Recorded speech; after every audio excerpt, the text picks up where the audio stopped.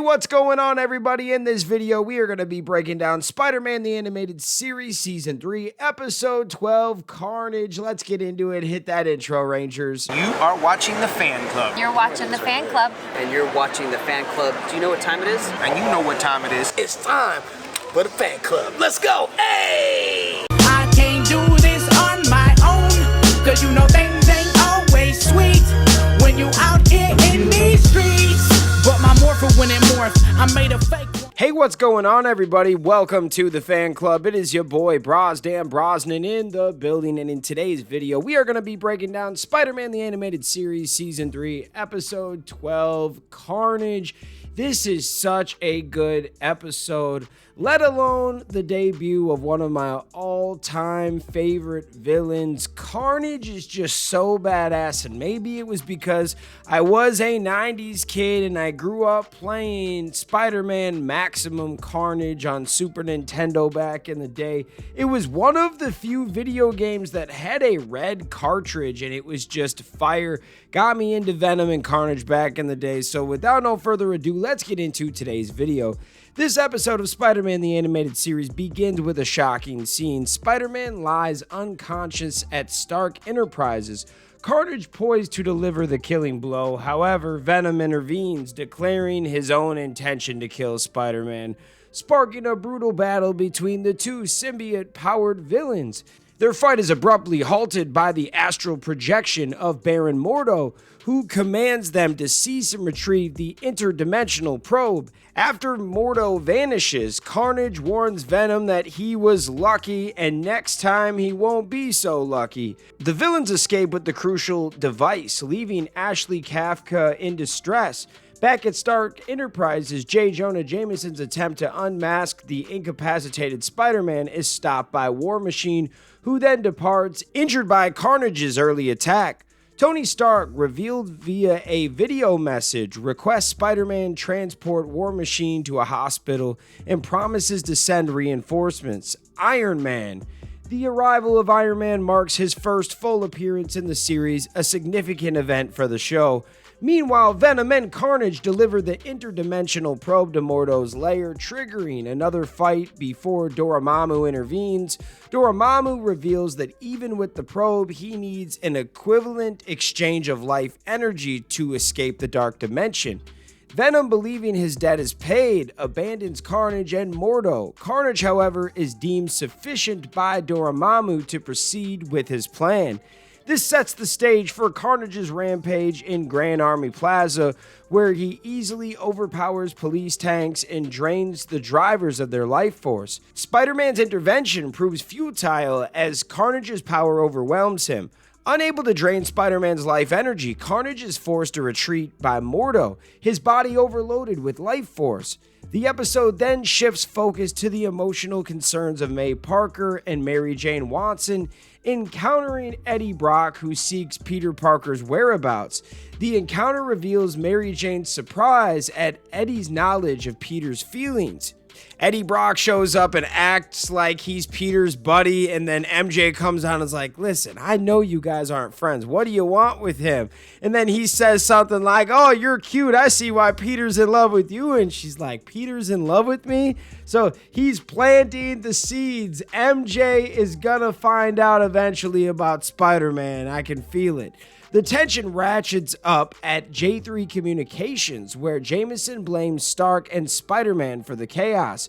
This confrontation is interrupted by Venom's sudden arrival, leading to a tense standoff involving Jameson, Peter, Dr. Kafka, and Venom. Peter escapes to transform, but not before Venom manages to get the upper hand. This leads to the arrival of Iron Man, who engages Venom in a brief but intense battle. Venom manages to overpower Iron Man, but not before Peter manages to place a tracker on him. Dr. Kafka's plea for Brock to fight the symbiote leads Venom's escape with her. Meanwhile, Mordo prepares to drain Carnage's collected life force. Spider-Man's search for Carnage and Venom leads him to Madam Web, who reveals crucial information through precognitive visions. The visions revealed Venom's capture of Dr. Kafka and Eddie Brock's subsequent separation from the symbiote with the help of Kirk Connors and Ashley's declaration of love.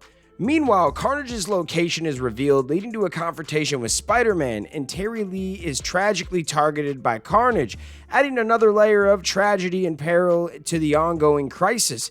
The episode culminates in a desperate alliance between Spider-Man, Iron Man, and the reformed Venom, ultimately leading to a final showdown with Carnage, Mordo, and the terrifying Dormammu. This culminates in a shocking sacrifice by Venom, who willingly enters the dark dimension to ensure the safety of Ashley Kafka. The episode concludes with Spider-Man reflecting on the unexpected alliances and sacrifices made to protect the city, leaving him contemplating the warning of Madam Web regarding a future horror. She said that she is getting him ready for the craziness that is about to happen. I can't wait. What a good episode. There were so many good parts. Before we tell you what we thought of this one, let's get into some notes and trivia from Spider-Man animated fandom. As a preparation for this role as Carnage, John Semper Jr. gave Scott Cleverton a collected edition of the 93 comic book series Maximum Carnage.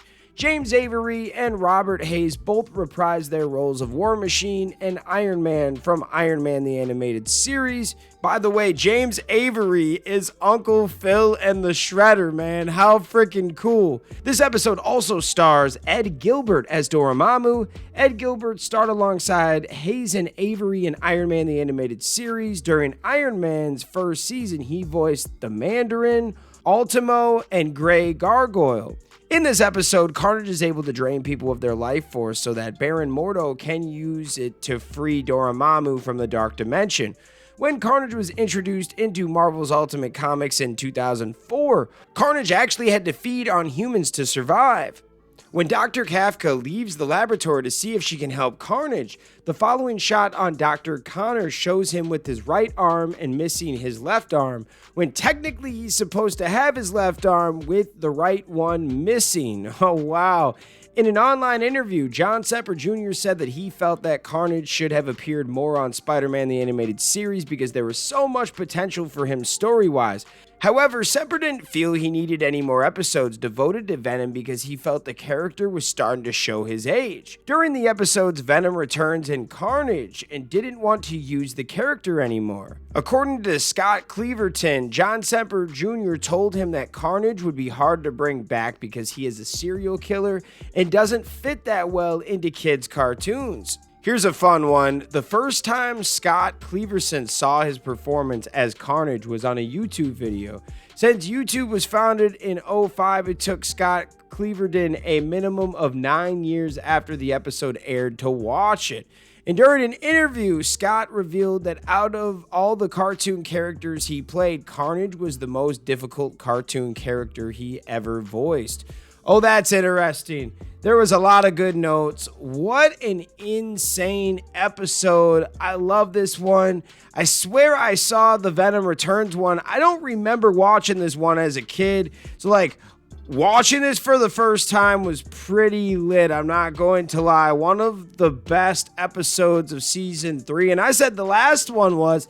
This was even better, I'm not going to lie. What a good episode. Let me know what your thoughts are in the comments. Shout out all the fans out there that take the time out of their day to watch this content. You are the real MVPs and the reason why we can continue to make content like this. Thanks again for watching and we'll see you next time. Peace. I want to give a special shout out to the Gold Ranger members, Salima Ramirez, Stephen Heffelman, Thomas Franco, Anime King Nick, Lewis Cairns, and Roderick Hare. Thank you guys so much for your support, and if you want a video shout out like this one, sign up to be a Gold Ranger member today. Hey, what's going on? Thank you so much for watching this video. Please like, subscribe, hit that share button, and if you can, please sign up to be a member today. We have 3 membership power-ups. We have the Gold Ranger power-up, the most popular. You get into our exclusive fan club chat group. We have fan-exclusive videos that we are adding monthly now. And you get a video shout out. Yes, folks, at the end of our videos, I will shout out your name. We also have the Quantum Ranger power-up where you get monthly meetings online with me. Yes, folks, we will talk once a month on Zoom, and you can give me your ideas for future episodes. And then we have a professional package, the Dr. K power-up. That is for businesses that want to tap into the platform. If you guys can, please sign up to be a member today. It is highly appreciated, and it helps us keep these videos going. Thank you so much for watching, and we'll see you next time. Peace. Hi, we're Bulk and Skull. We have been requested by the fan club to say something funny.